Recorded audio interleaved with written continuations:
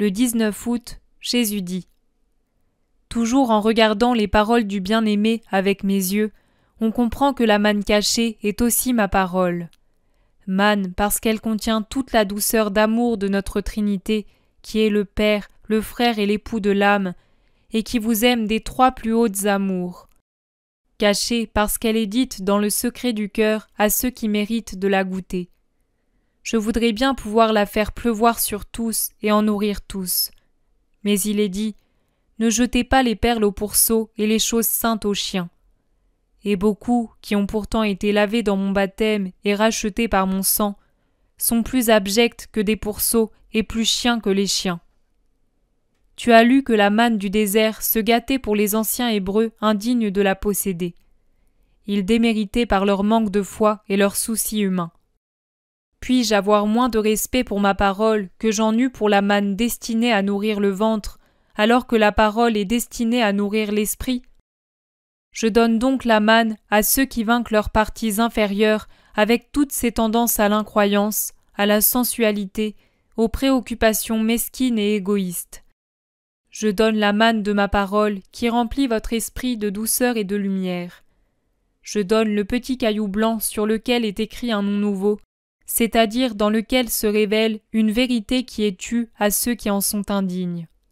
C'est la vérité qui vous ouvre les portes de la vie éternelle, qui vous en donne les clés et vous met sur la voie pour parvenir à la porte de ma cité céleste. Je suis la voie, la vérité, la vie. Hors de moi, il n'y a point d'autre voie, vérité et vie.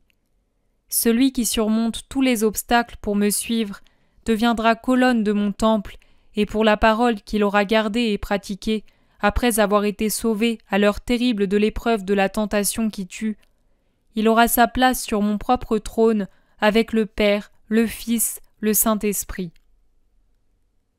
Jésus dit encore : le monde périt car il n'a pas gardé ma parole, car il l'a négligée et raillée.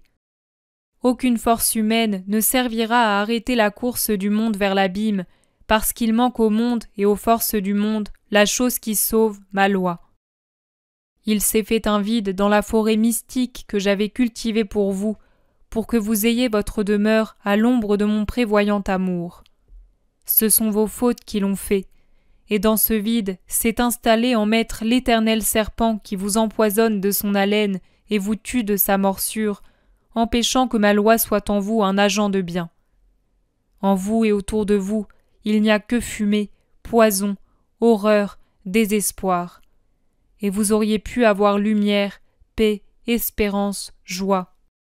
Voilà ce que vous auriez pu avoir si vous aviez suivi ma parole, car j'avais épuisé toute l'horreur de la vie pour vous en préserver, et je l'ai fait par l'atroce agonie que j'ai subie pour vous. Mais vous avez jeté mon don, et vous avez appelé Satan pour maître et roi.